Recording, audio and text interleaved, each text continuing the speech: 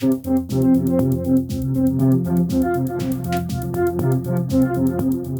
everybody. It's Elizabeth from Elpis Astrology at elpisastrology.com. Thanks for joining me today. So this is my take on the October 2025 astrology. So we have a full moon that is in Aries and a new moon in Libra. So this month of October, the emphasis really is on diplomacy, the law, relationships. These areas will be an overall or overarching focus.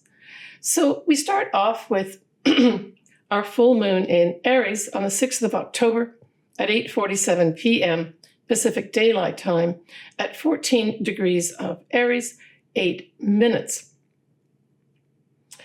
And so this full moon is bringing a big spotlight or a culmination to something for you, depending where this actually falls in your chart. Now, we do have the sun that will be opposite to the moon, of course. And so that sun is going to be in Libra at 14 degrees of Libra, 8 minutes.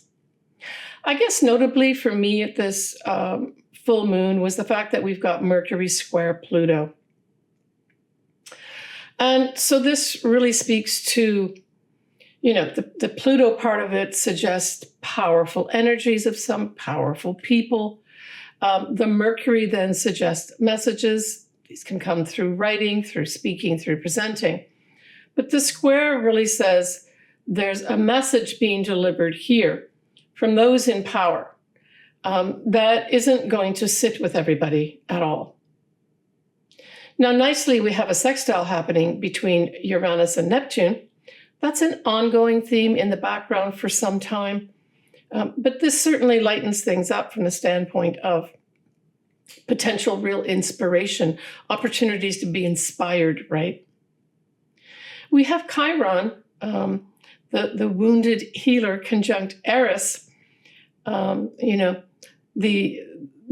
wounded person who is not happy with things. They're conjunct and square Jupiter. To me, this automatically said this is somebody complaining about things that they don't like and making a big deal about it, exaggerating. The square to Jupiter I take as exaggeration. But the Chiron part too also suggests that we are having something to do with an expanding problem with our health. Our health matters. And I'm talking from a collective standpoint here. Now we have Venus widely sextiling Jupiter. Now that sextile is going to be exact a few days later on the 9th of October. We also have a yod that's formed. So a yod has a sextile and then it points at something, a planet or angle or asteroid. And in this case, the sextile is formed between Uranus in Gemini and Neptune in Aries. And this is pointing to that Mercury that I spoke about, right? That Mercury that is square Pluto. So that Mercury is at 0 degrees of Scorpio. And so this is asking us to pay attention to those messages that I just spoke about from those in power that may not sit well with folks. There's something we're going to have to take on to deal with that. That's what that yod is doing here. But it is asking us to pay attention to what is being said. What's being said will be from those in power, people in positions of power. Now, this particular Mercury that's at 0 degrees of Scorpio, we will have Venus come in around the 7th of November to conjunct that point. Now, I think that's going to bring in, I know it's next month, but that Venus, although it's a big attractor, it also takes the hard edges off things. So whatever is said at this Mercury square Pluto, at this full moon in Aries, it'll be softened up a bit that first week in November 2025.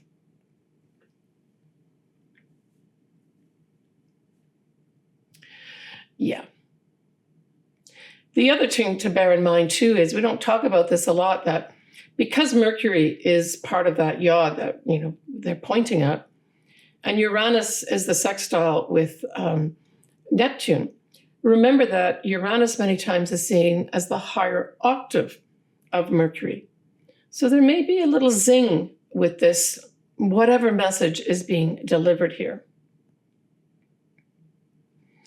Mid-month, 14th of October, we have Pluto going direct at 1 degree of Aquarius. It will sextile Neptune and trine Uranus. Whoa, this is really nice. Now, this to me says, instead of those in power delivering difficult messages, this is those in power giving us opportunities to be inspired and enlightened, maybe even freed up. Uranus can be a very freeing energy, right? Freedom is its call. When we get to the last lunation of the month, we're looking at a new moon in Libra. So this is your new moon, Libra. Happy New Year to you. It is on the 21st of October, 2025 at 5:24 a.m. and that's Pacific Daylight Time. It is at 28 degrees of Libra, 21 minutes. So we have Mercury here again, but Mercury this time is going to be conjunct Mars at 20 degrees of Scorpio. Notice we've got this Scorpio theme as well during this month of October too, right? And so this is, again, some action being requested. Now, that whole Mercury and Mars being in Scorpio really speaks to me as, I think this is deceptive energy of some sort with that whole Scorpio influence here. It's like I'm getting this phrase, marching orders. Somebody is going to be given marching orders here. Now, we have at this new moon, of course, the sun and the moon are together. It is widely opposite to Chiron. And so this says there may be a new start around that 21st of October with regards to some kind of health matter. And this may involve Libra things, right? And Libra things is socializing. So maybe socializing will have to be brought down a little bit. It is diplomatic relations. It's the law. Maybe there's going to be new laws of some sort put in with regards to our health matter of some sort.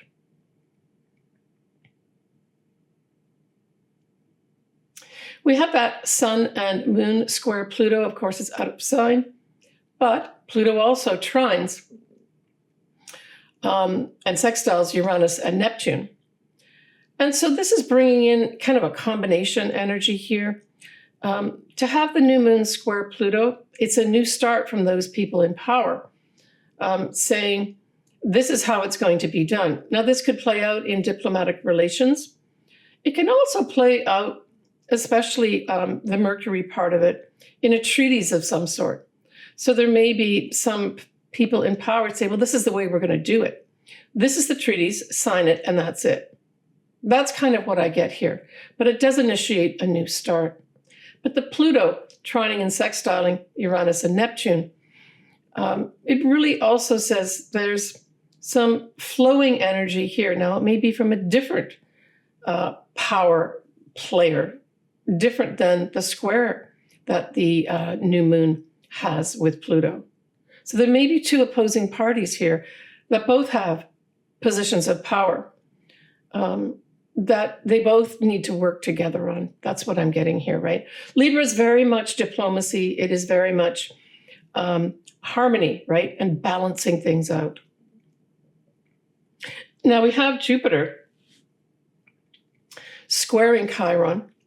And so this, I believe, is a health matter being exaggerated or being, expanded in some way and not a favorable way. Mercury and Mars will still be at 20 degrees of Scorpio around that point. Nicely, it's going to be trining that north node in Pisces, though.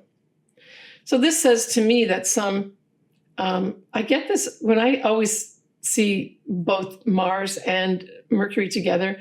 I always get this word decree, that there's a decree that is put forward here with regards to our destiny path. And I think that's tied in with this whole thing about this treaties coming to an agreement, maybe between nations. There's a number of situations going on in our world that need to be resolved right now.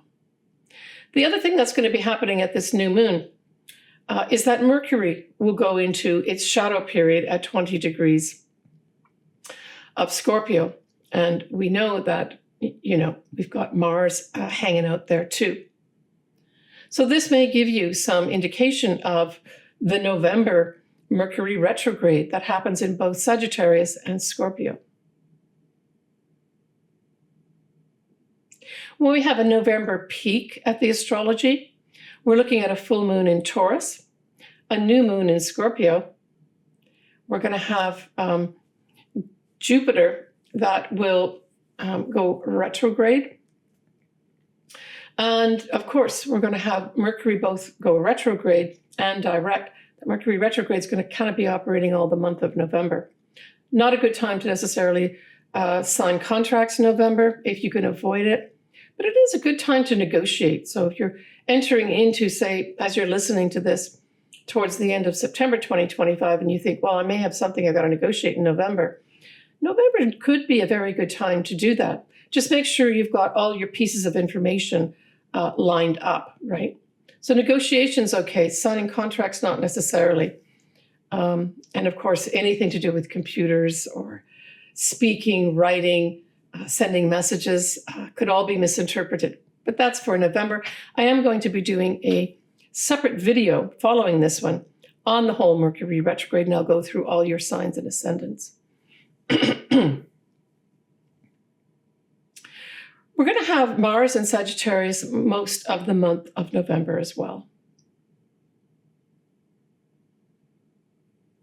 All right, let's go on to your sun sign and or ascendant, whatever resonates with you.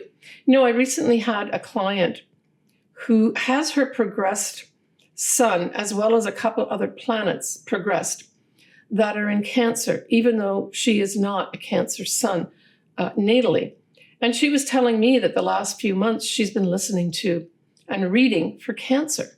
And I thought that was interesting to bring out to maybe some of my clients and or viewers that are watching.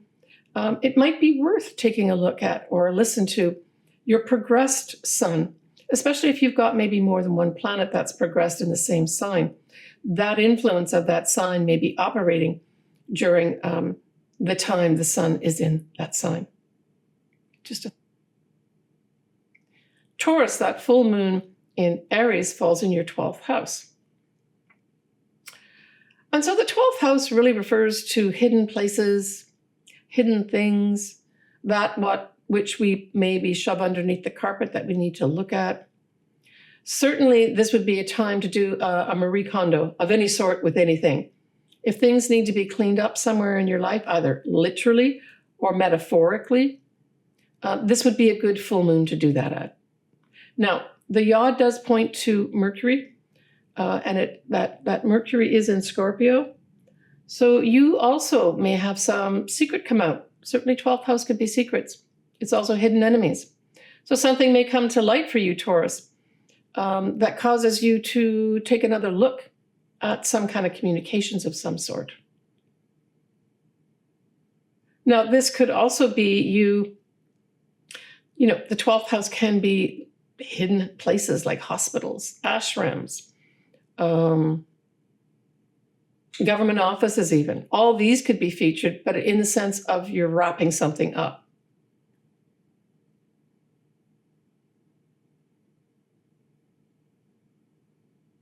Yeah, you're wrapping something up, and that whole yod pointing at Mercury suggests that you're going to be communicating about that and saying, okay, I've done whatever initiatives I've got to put in place here, and now we're going to close the door on this. And you announce that. At that new moon in Libra, well, that falls in your 6th house. Now, the 6th house mainly refers to things like your day-to-day job. If you do not work, it's what you do day-to-day. It's also referred to as the house of health and small animals too. So, hey, there might be some Taurians that decide I want to get a little furry animal for myself because I've read about and hear about how great it is for your health. And you start a new health initiative as a result of maybe you decide to take a dog on board. And it serves to really benefit from many aspects of your health, not just physical, but mental too. But it can also be a time when you decide to start a new job.